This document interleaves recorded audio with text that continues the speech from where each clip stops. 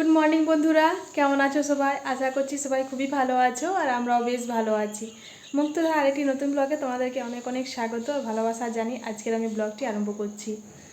আজ হলো শনিবার আর এখন বাজছে 11টা। তোমাদেরকে সঙ্গে করে নিয়ে এখন থেকে আরম্ভ করলাম। তো দেখতে পাচ্ছ সকালে স্নান টান করে নিয়েছি, রেডি হয়ে আর এরপর আমরা বেরিয়ে যাব। বেটু স্নান করতে ঢুকেছে, বেটু স্নান করছে আর দিদি ভাইয়েরও স্নান হয়ে গেছে, নিচেও রেডি।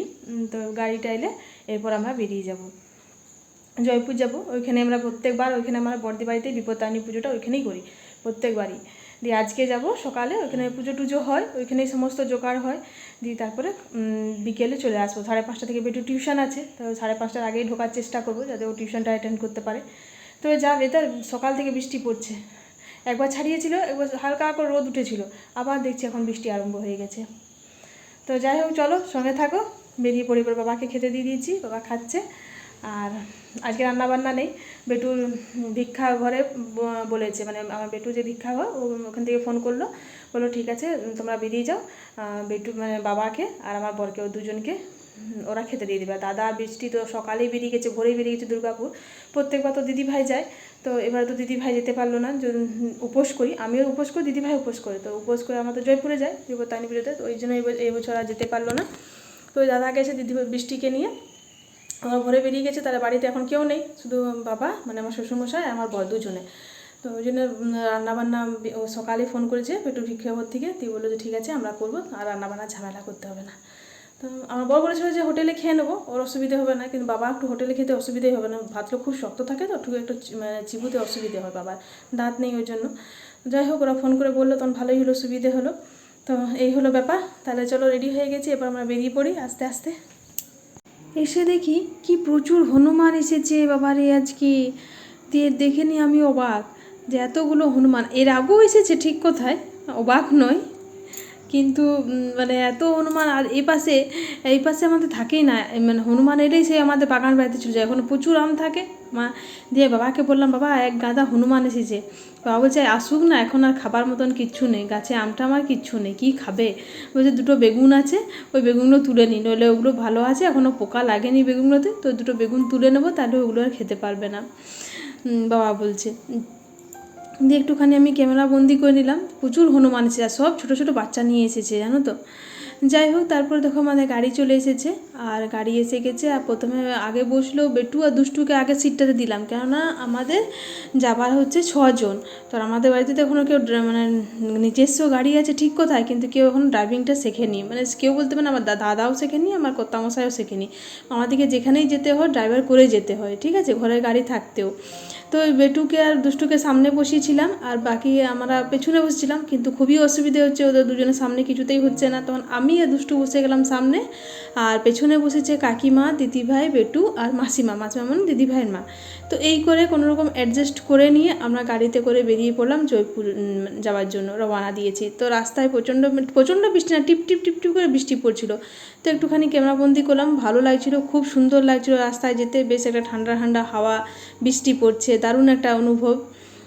যাই হোক, তারপরে একটুখানি চলে এলাম আমরা পেট্রোল পাম্পে, তেল নেওয়ার ছিল, তো তেলটাও নিয়ে নিলাম। আর তারপর দেখলাম না এখানে একটা মন্দির তৈরি করছে জানো তো, এই যে পেট্রোল পাম্পের ঠিক মানে পেট্রোল পাম্পটার কাছেই। তো এটা আমাদের জানা ছিল না, তো জিজ্ঞেস করলাম, তো বলছে যে এটা সেই বাসন্তী পুজোতে যে হয় পুজোটা মা দুর্গার, ওই জন্য হচ্ছে না, ওই পুজোটা হবে। আবার বেরিয়ে পড়লাম। দেখো এই পাশে কতটা বৃষ্টি হয়েছে, রাস্তাগুলো তোমরা দেখেই বুঝতে পারছো যে কতটা কাদা হয়েছে। এখানে আমাদের ডাইভারশন হয়েছে আসলে এইখানটা। যাই হোক, তবে বেরিয়ে পড়ছি। আর সকালে ঘুম থেকে উঠেছি, সেই 5:30টার সময় উঠেছি, অ্যালার্ম দিয়ে রেখেছিলাম। সমস্ত আশেপাশে কাজ টাজ সেরে তারপরে স্নান করে নিয়েছিলাম। আজকে দিদিভাই পুজো করেছিল বাড়িতে, পুজোটা আমাকে করতে হয়নি, তবে সমস্ত আশেপাশে কাজ সেরে নিয়ে তারপরে স্নান টান করে বাবাকে খেতে দিয়ে আর বেরিয়েছিলাম। বাবা খেতে দিয়ে তোমাকে বললাম। যাও, রাস্তায় বেরিয়ে গেছে। আর এই যে এখানে তোমরা দেখতে পাচ্ছ, এখানে দেখো এইটা এরোপ্লেন, আমাদের রেস্টুরেন্ট হচ্ছে একটা, এখানে কোনোদিন মানে আসা হয়নি, তবে একবার খুবই ইচ্ছে আছে রেস্টুরেন্টটা আসা। সবাই বলছে যে খুব ভালো নাকি। এই যে এরোপ্লেন মতন দেখতে পাচ্ছ, এটা অ্যাকচুয়ালি এরোপ্লেন নয়, মানে এরোপ্লেন মতন দেখতে ঠিক কোথায়, কিন্তু একটা হচ্ছে রেস্টুরেন্ট। যাই হোক, তারপরে দেখো আস্তে আস্তে আবার সেই রেলগেট পেয়ে গেলাম। ওইখান থেকে বারবার রাজা ফোন করছে, রাজা মানে ছর্দির ছেলেটা, কত দূর করে জিজ্ঞেস করছে। আমি বলছি হ্যাঁ এই তো পৌঁছে গেলাম, আর বেশি দিন। আর সত্যি কথা এইটা পেরোলেই মানে আর 5-10 মিনিটের ভিতরেই বর্দি বাড়ি পৌঁছে যাবো। যাই হোক ট্রেনটাও চলে এসেছে দেখো। এরপর চলো আমরা আবার স্টার্ট করি গাড়ি। আর দেখো তোমাদের সঙ্গে গল্প করতে করতে বর্দি বাড়ি পৌঁছে গেছি। বর্দিরা সবাই রেডি হয়ে গেছিলো, আমাদের অপেক্ষাতেই বসেছিল। আর এই যে মা বসে আছে রেডি হয়ে, আর এই যে চেয়ারে যে যিনি বসে আছেন উনি হলেন দিদি ভাইয়ের মা, মাসিমা। আর বর্দি দাঁড়িয়ে আছে শাড়ি পরে, আর এটা হয়েছে বর্দির যা মঞ্জুদি। তো সবাই রেডি হয়ে গেছে, বলছে তোমাদের সাথেই বসেছিলাম। যাই হোক তারপরে আমরা মন্দিরে বেরিয়ে গেলাম। মন্দির বেরিয়ে পুজো টুজো হয়ে গেল। মন্দিরে আমি আর ফোন টোন নিয়ে জানি, কেননা বর্দিদের মন্দিরেতে প্রচণ্ড ভিড় হয়, প্রচণ্ড ভিড় হয়। তো ওই জন্য আমি আর ফোন টোন নিয়ে যাইনি। ওখান থেকে এলাম, এসে নিয়ে যেহেতু উপোস করি, ওই জন্য প্রথমে বললো যে মুগ আর আনারসটাই মুখে দিতে হয়। তো ওই মুগ আর আনারসটা মুখে দিয়ে নিই, তারপর চা জল সমস্তটাই খাওয়া হলো। প্রথমে এখানে সবাই প্রসাদ খেয়ে নিচ্ছে বসে, দেখো দিদিভাই জামাইবাবু এখানে বসে আছে, মাও খাচ্ছে, কাকিমাও খাচ্ছে, রিকুও খাচ্ছে, সবাই এখানে আমরা বসে প্রসাদ খাচ্ছি। আর আমিও একটু নিয়ে নিয়েছি, আমিও এ পাশে খেয়ে নিয়েছি। এসে নিয়ে শাড়িটা খুলে দিয়েছি, বর্দি একটা নাইটি দিল, তো তাই একটু নাইটিটা পরে নিয়েছি, কেননা প্রচণ্ড গরম লাগছিল। আর এপাশে বর্দিদের এপাশে এক ফোঁটাও বৃষ্টি হয়নি, জানো তো, মানে এই আজ সকাল থেকে নাকি বৃষ্টি হয়নি।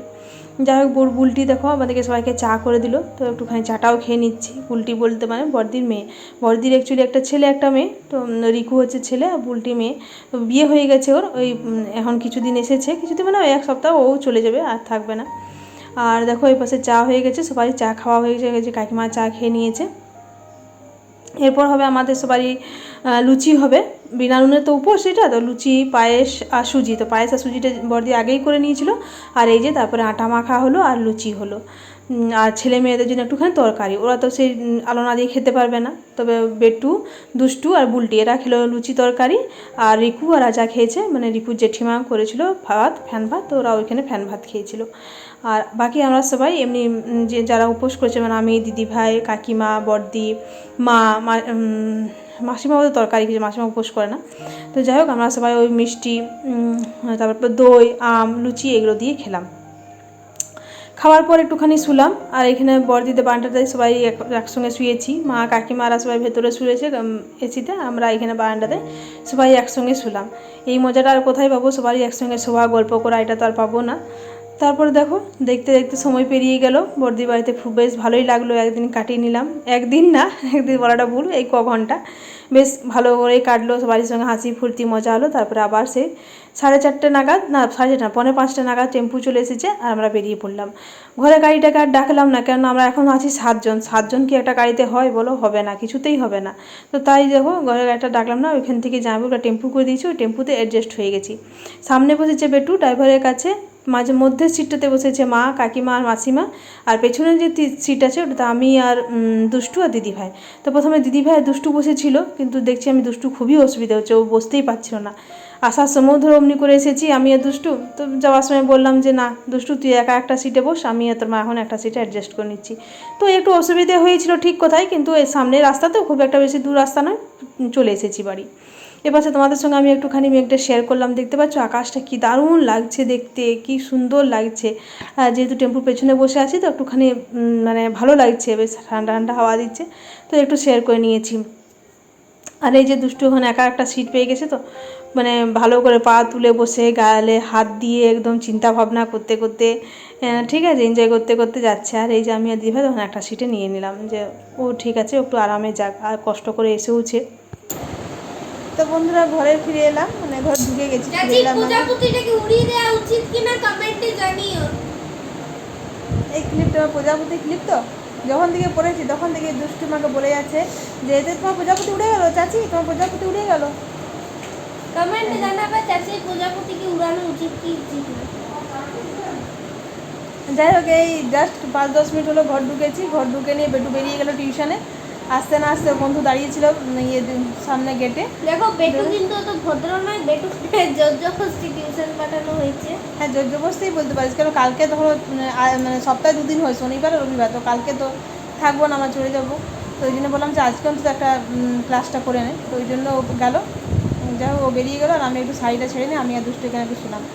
এখন কাজ আছে, ব্যাগটা উপরে গিয়ে গুছিয়ে নেবো একটু, সেরকম কিছু নেবো না, একটা শাড়ি আর একটা নাইটি পরবো, ব্যাস আর কিছু না। তো ওইটা একটু করে রাখবো। এটা শাড়ি একটা নাইটি না, আরো অনেক কিছু বাইরে দেখতে থাকবে।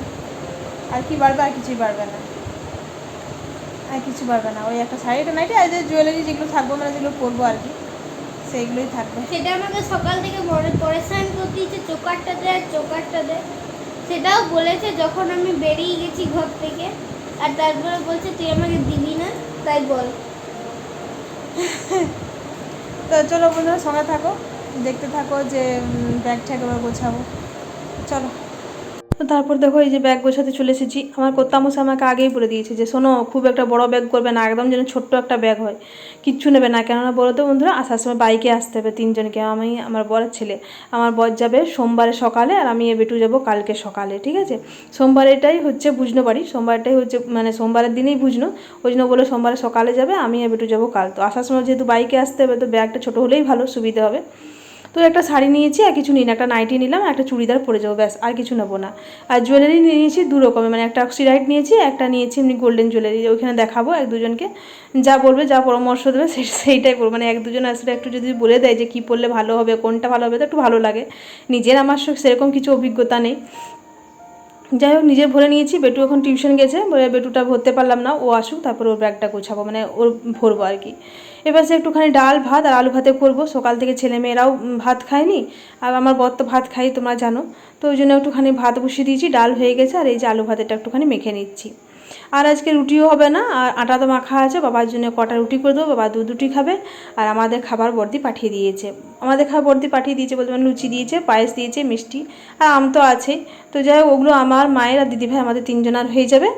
আর এদের তো ডাল ভাত আর আলু ভাতে করে দিচ্ছি, আর দাদা বৃষ্টি তো নেই। যাই হোক, তো এটাই এখন তৃপ্তি করে খাবে, সকাল থেকে ভাত খায়নি, ধরো লুচি খেয়ে গেছে, তো ডাল ভাত আলু ভাতেটাই ভালো লাগবে ওদের। আর যদি এখন তো কারেন্ট নেই, যদি কারেন্টটা আসে তো একটুখানি পোস্ত বেটে দেবো, ডাল ভাত আলু ভাতে একটু পোস্ত বাটা করে দেবো। তো আজকে আর পেঁয়াজ দিয়ে মাখলাম না, যে আজকে নিরামিষটাই খাক, যেহেতু পুজো, ওই জন্য শুধু একটা শুকনো লঙ্কা ফোড়ন দিয়েছি আর জিরে ফোড়ন দিচ্ছি। তো শুকনো লঙ্কাটা ওদেরটাতে মাখবো না, বেটুরটা দুষ্টুটা আগে তুলে রেখে নিয়ে তারপরে আমার বরেরটাতে শুকনো লঙ্কা দিয়ে মেখে দেবো। তো চলো বন্ধুরা, তাহলে আজকে ব্লগটা এখানে অবধি রাখি। কেমন লাগলো অবশ্যই একটা কমেন্টে জানিও, যদি ভালো লেগে থাকে ব্লগটা, তো তাহলে তোমাদের কাছে অনুরোধ হলো ব্লগটি আমার লাইক কমেন্ট আর শেয়ার করার। আমার চ্যানেল যদি কেউ নতুন ভিউয়ার্স হয়ে থাকো, চ্যানেলটি সাবস্ক্রাইব করে পাশে থেকে যেতে পারো। কাল আবার চলে আসবো। সবাই ভালো থেকো, পাশে থেকো, সুস্থ থেকো, সাবধানে থেকো, সবাইকে ভালো রেখো। টাটা।